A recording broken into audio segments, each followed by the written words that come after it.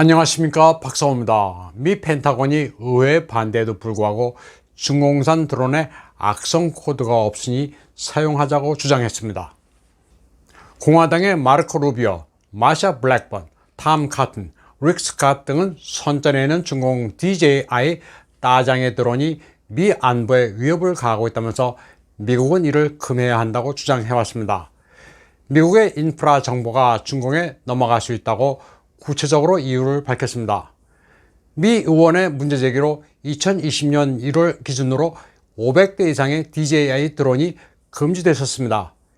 이에 앞서 중공산 드론은 2017년부터 미국의 산불과 댐, 화산 폭발을 감시하는 데 사용됐습니다.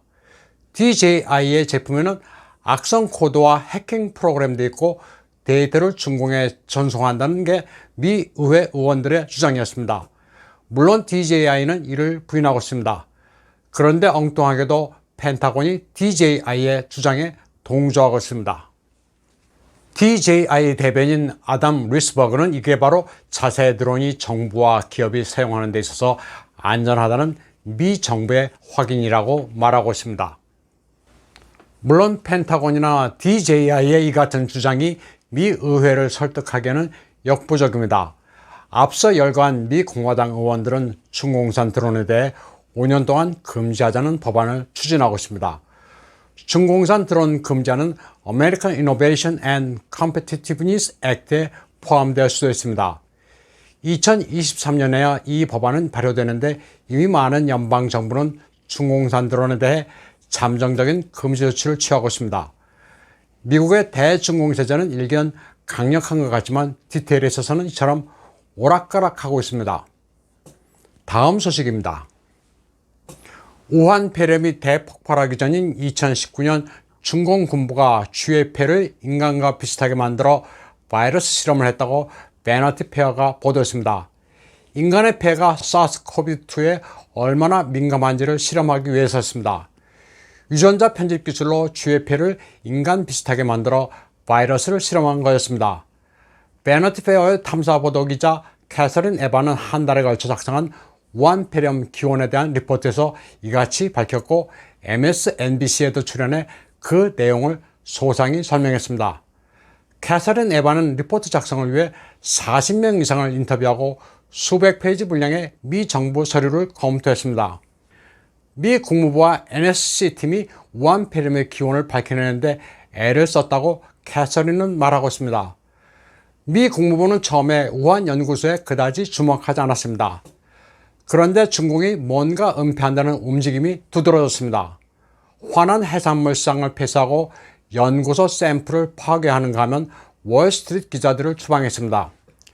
베너티 페어에 따르면 국무부의 군축 담당 차관보였던 토마스 디나노는 우한 폐렴 기원을 더 파지 말라는 메모를 직원들에게 전달했습니다. 우한 연구소 누출설이 계속되자 판도라의 상자를 열지 말라는 권고가 계속됐습니다. 캐서린 에바는 최소한 4명의 국무부 관리가 이런 스탠스를 취했다고 전했습니다. 베너티 페어는 또 우한 폐렴이 대폭발한 직후 시진핑이 중국 내 실험실의 생물학 안전 문제를 규정하는 법안을 급히 제정한 점에도 주목했습니다. 이때가 2020년 2월 1일이었는데 NSC로서는 아주 충격적으로 다가왔다고 전했습니다. NSC는 중공이 아주 희한한 실험을 한다는 조사 결과 의견을 다른 정보기관에도 전달했는데 대부분 묵살됐습니다. 베너티 페어는 박쥐 여인으로 알려진 우한 연구소의 실정리에도 주목했습니다. 실정리는 2014년부터 2019년 사이 미국 보건원 NIH로부터 66만 5천 달러의 지원을 받은 것으로 보도됐습니다. 실정리도 과학저널에 우한 폐렴 바이러스를 인간 폐를 지닌 쥐에 실험한 결과를 게재했지만 은폐됐습니다. 롯거스 대학의 리처드 에브라이트 박사에 따르면 전 세계 박쥐 바이러스를 광범위하게 수집하고 연구할 수 있는 연구소는 3군데에 불과하다고 말한 바 있습니다. 텍사스 갤브스톤과 노스캐롤라이나의 채퍼힐, 그리고 우한 바이러스 연구소입니다. 한편 질병통제예방센터의 전국장 로버트 레드필드는 바이러스가 우한 연구소에서 나온 것이며 자연 진화된 게 아니라고 말한 이후에 살해 협박이 잇따랐다고 폭로했습니다. 2020년 4월 트럼프 대통령은 우한 폐렴이 우한 연구소에서 유출됐다는 비밀 정보를 이미 접한 바 있습니다. 당시 베너티 페어는 연구소 유출서를 제기한 트럼프 대통령을 비난했습니다. 이번에 기사를 쓴 캐서린 에바는 우한 폐렴 기원에 대해 정직한 답을 내놓은 이들을 비난한 것은 우물에 독을 푼 셈이었다고 평가했습니다. 그러면 다음 소식입니다. 뉴욕 경찰이 15,280개의 안면 인식 카메라로 모든 시민들을 촘촘하게 감시하고 있다고 애므니스티 인터내셔널이 비판했습니다. 애므니스티 인터내셔널은 수천 명의 자원봉사자를 동원해 맨하탄과 브루클린, 브롱스의 교차로마다 감시 카메라가 설치되어 있음을 밝혀냈습니다. 소셜미디어를 통해 얻는 개인 데이터베이스를 이용해 안면인식 카메라를 운영하고 있다고 이 단체는 설명했습니다. 애므니스티 인터내셔널 측은 경찰의 이런 시민 감시로 뉴욕을 오웰리안 감시 도시로 만들었다고 말했습니다. 러시아의 사버린 웰스 펀드가 금을 대량으로 편입시키고 400억 미 달러를 버리기로 했습니다. 미국과의 긴장이 고조되면서 포트폴리오를 본격적으로 다시 짜고 있습니다. 안톤 실루아노프 러시아 재무장관은 다음 달까지 사버린 웰스 펀드에서 미국 달러화가 차지하는 비중을 제로로 만들 거라고 밝혔습니다. 그는 상트페테르부르크에서 열린 경제 포럼에서 이 같은 행동은 아주 신속할 것이며 러시아 중앙은행도 달러화 자산을 확 줄일 거라고 말했습니다. 이 계획에 따르면 사버린 웰스 펀드에서 미 달러화 비중은 35%에서 제로가 되는 겁니다. 러시아는 대신 유로화와 중공 인민폐 비중을 각각 40%, 30%로 높일 예정입니다. 영국 파운드화 비중은 10%에서 5%로 반을 줄일 계획입니다. 그리고 투자로는 처음으로 금을 매입할 예정입니다. 20% 정도의 비중을 귀금속으로 채운다는 겁니다. 드미트리 페스코프 크렘린 대변인도 달러화 비중 축소는 앞으로도 계속될 거라고 밝혔습니다. 워싱턴에 대한 금융 의존 감소는 러시아뿐 아니라 전 세계적 추세가 될 것이라고 말했습니다.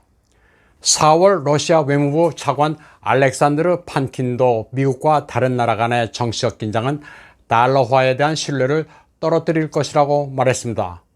때문에 많은 나라들이 부득이하게 경제적 손실과 엉망이 된 거래를 대비할 수밖에 없다고 설명했습니다. 무역에서도 미 달러화가 아닌 다른 통화를 선택하는 게 점점 더 중요해지고 있다고 말했습니다.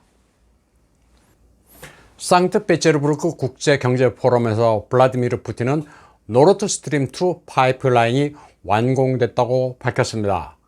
그러면서 미국의 셰일 가스보다 훨씬 친환경적이고 가격도 저렴한 러시아 천연가스를 서유럽이 왜 마다하는지 모르겠다고 말했습니다. 푸틴은 이 국제 행사를 통해 러시아 경제 도약을 추진하고 있습니다. 당장 카타르가 러시아 투자를 늘리겠다는 의사를 표명했습니다. 언스트 앤 영 보고에 따르면 러시아는 유럽에서 투자하기 좋은 국가 11번째로 랭크됐습니다. 우한 폐렴으로 주춤한 러시아 경제를 되살리는 게 푸틴의 정책 1순위입니다. 500만 개 일자리를 확보한다는 목표에 푸틴은 민영 기업의 투자를 촉구하고 있습니다. 세금 감면과 대출, 세일즈 등 여러 측면에서 중소기업을 돕기로 했습니다. 국영기업이 중소기업으로부터 대량 구매를 하라고도 촉구했습니다.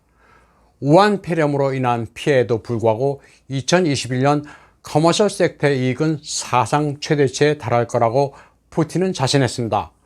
또 인플레이션을 잡는 것도 중요하다고 강조했습니다. 푸틴은 중앙은행이 거시 경제 안정을 위해 책임 있는 재정 정책을 펼칠 것이며 정부의 가장 중요한 목표는 국민소득의 증대라고 강조했습니다. 그는 또 지속적인 경제 성장으로 향후 10년 안에 빈곤율을 절반으로 떨어뜨릴 것이라고도 말했습니다. 또 수출업자에 대한 과도한 외환 규제도 철폐할 것이며 여러 규제를 간소화할 것이라고도 했습니다. 또 이를 위한 입법도 이번 분기안에 마치라고도 지시했습니다. 오늘 방송은 여기까지 하겠습니다. 시청해주신 여러분 감사합니다.